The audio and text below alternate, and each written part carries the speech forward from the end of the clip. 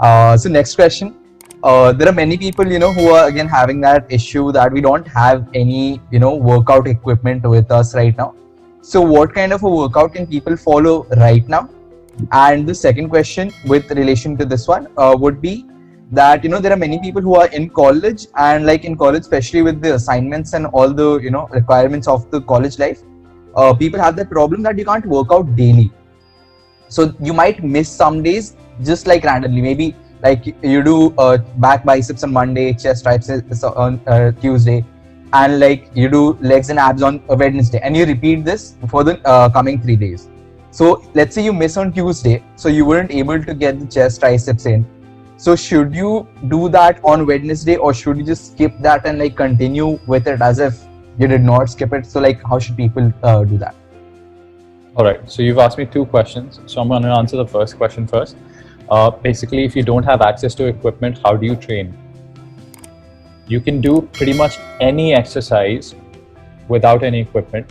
In fact, like I said, the program that I've posted on my YouTube channel is an entire full body program without any equipment. Training your back is the only one that's a little challenging. And for that, all you need to do is take a bag, fill that bag up with books, and then just lift that bag. Use that as a dumbbell. You can find creative ways to challenge your body, to make weights out of nothing, right? There's always an option. Again, all of these resources are available on my social media.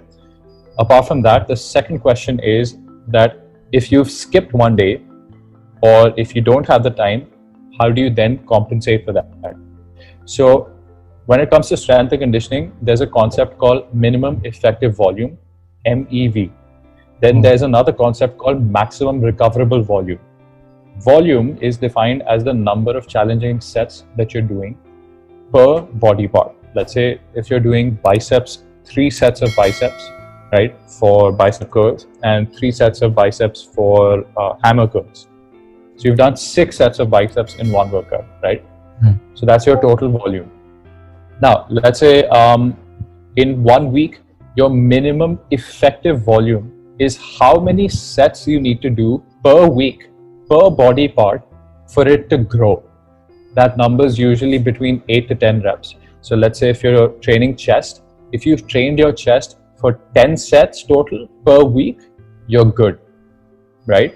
And throughout a program, it should slowly increase to your maximum recoverable volume, which means that in 1 week, if you've done 20 to 22 sets, which is usually the maximum recoverable volume for most people, if you've done 20 to 22 sets of chest, anything above that is just junk volume. It's just going to make you tired, but it may not induce muscle growth, right? You just need to stimulate your muscles enough times for them to grow. So let's say today I miss my chest workout. In my next training session, or next to next training sessions, 2 training sessions, I just split that volume. So if I was supposed to do 4 sets today, 4 sets in the next one, 4 in the next, and I skip today, I take those 4 sets from today, split them into the next 2 workouts, 2 and 2. 6 sets per body part. Okay, so like you don't like, behave as if that day did not exist. You compensate for that in the coming days. So let's be honest, we're talking about leg day today, right? This is leg day. Usually people tell me, okay, I didn't have time for leg day, so I'm just going to skip it. Well, you can make do for it in your next leg day, next training session. But Viren, what if I skip 2 leg days in a row? Well, then in that case, there's something wrong with you. You're trying to figure out different ways to go around your training, and you should reassess your program. Definitely, sir. So one question with relation to leg day is that, like, this is just out of curiosity. Like, many people, including me, face that problem. Like, when we do legs, like the next day we genuinely cannot move. So why does that happen with most people, like specifically in case of legs? Okay, so with any body part, if you're training today, next day you're feeling like, oh, something's not right, that's completely normal, that's encouraged. But let's say 2 days after, you're like, this isn't healing, this is only getting worse and worse and worse. That is a sign that you've overtrained, that you've put more volume, more weight, or more intensity than what you can handle. In that case, scale your intensity down and slowly build it up, right? Why that Understood. happens more with legs as opposed to upper body is because with upper body, recovery is easier, right? Blood circulation in the upper body is easier compared to the legs, although legs are down there, so gravity should allow you, right? But for the Yeah. gravity to push that blood back up is not as easy as it is through the limbs. Number two, since you're moving your limbs around a lot more, when I'm talking to you, I'm using my arms to talk to you, right? I'm not using my legs to talk to you at all. My legs are absolutely stationary. Even when I'm sitting in class, understanding anything, moving my torso around, yes. Moving my legs, no. People don't move their legs around. So when you don't move the legs around, you're not clearing out all of that metabolic buildup.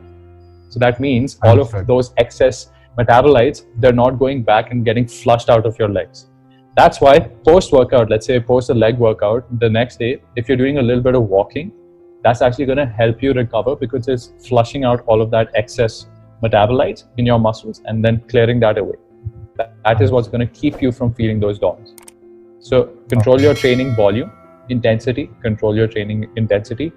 Don't kill yourself at the gym, especially so hard that you're not able to do your next workout. Then that's counterproductive, right? Yeah, totally. And do some active recovery. Got it. Understood, sir.